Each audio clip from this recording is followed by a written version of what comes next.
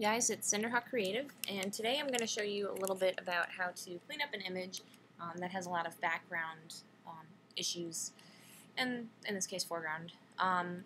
This is an image I took. This is one of my horses, and it is available for stock on deviantart.com. I'll include the link underneath the comments if anyone wants to use it. So basically, I have my image, and this one I'm not going to worry so much about brightening it up. I'm just going to worry about getting rid of the background contents. We're going to be using the clone tool in this, and the Polygonal Lasso tool, and maybe a few others along the way. But right now, I'm going to try to get rid of this stuff. It's not going to be perfect because I'm going to kind of be doing it quickly.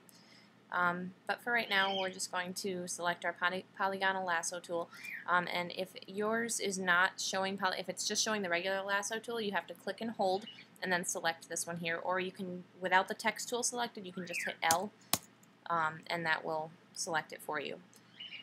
If you actually notice, if you hold, like just hover over something, there's little letters in parentheses. Those are your keyboard shortcuts, and that's not Command B or Command L, that's just the letter L. So I'm just going to make my selection here real quick and try to get rid of this here barn. I'm going to actually go off the edge of the canvas just because I don't really need to be on the edge of the canvas. And I'm going to try to get rid of this. Then when you get over here and you see that little circle icon in addition to the little lasso icon, that just means you're going to complete your selection.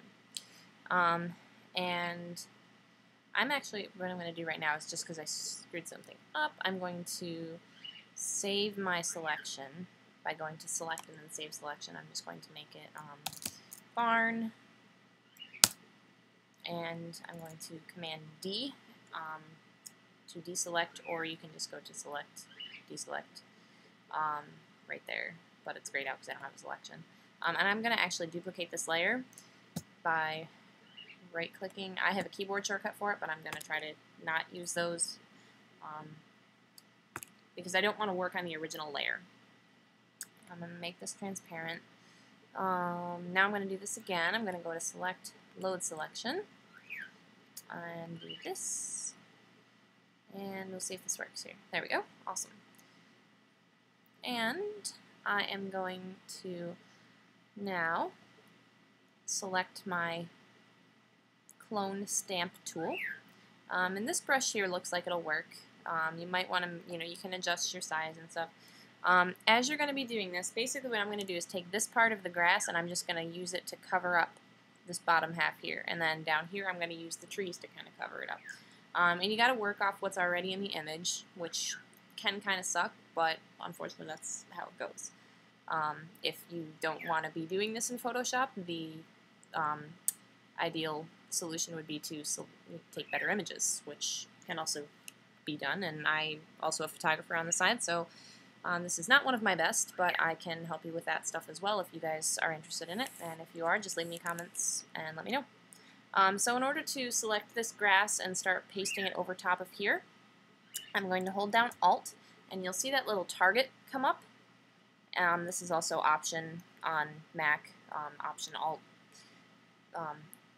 And once you have that held down, you click, and it's going to be taking stuff from there. And you can see now if you hover over any part of the image that there's a little section of grass there.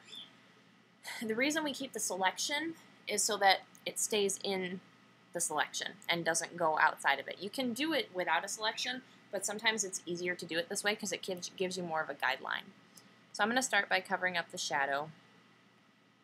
And if you try not to just keep clicking and drag, to click and drag, because otherwise you're going to just make everything part of, you're just going to, it's not going to be as easy.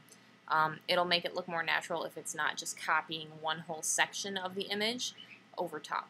And if you take like various bits and pieces. And you're going to have to adjust because as you can see as I get over here, it's starting to clone the top of my horse too. So I'm going to undo that, Command Z. And then I'm going to go back over here, start way over here more, and do my Alt and select from there, and start over here. and just do kind of the same thing until you get to the edge where you don't really need to do it anymore. And as you can see, I found the edge of my image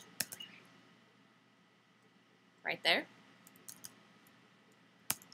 So, and the keyboard shortcuts I just used there were Command plus and minus and Command 0 to fit in window. That's Command 0.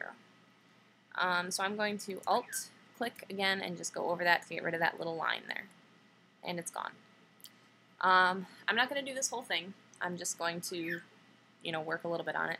Now, if I wanted to get rid of the top half of the barn, and I know that this is like the edge of the yard, there's a big old tarp here that we need to get rid of because my parents were doing their roof at the time. So I can't do it because it's outside of the selection, so I'm going to wait on that. I did my Alt click here, and I can start doing stuff on top of the barn here. And you're going to want to make sure that you're watching for like any identifying features, like this little spot here. You don't want that just repeating. So you have to be careful with that. And you always kind of want to overlay on top of it more brush strokes so that it's hidden a little bit better. And this is just a process you got to work with. And actually these here, this little shadow is actually from the trees, not the barn like I was thinking. So you might want to keep that, which I selected in my selection and intending not to keep it. Well, anyway, you guys get the idea. That's how you would use the clone tool to do stuff. Down here, you can see we have some wonderful horsey piles in front there. And we want to get rid of those, so we're going to select the spot that doesn't have one after we deselect our layer by doing Command D or Select Deselect.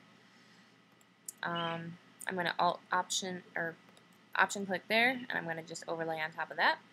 I'm going to get rid of this pile here because that looks terrible. My birds are yelling. I apologize in advance. And that's how you would go about doing that. If you guys have any more questions on it or want to see anything else, just leave me a comment or send me a message. And that's it. This is Cinderhawk Creative, and I hope this has helped.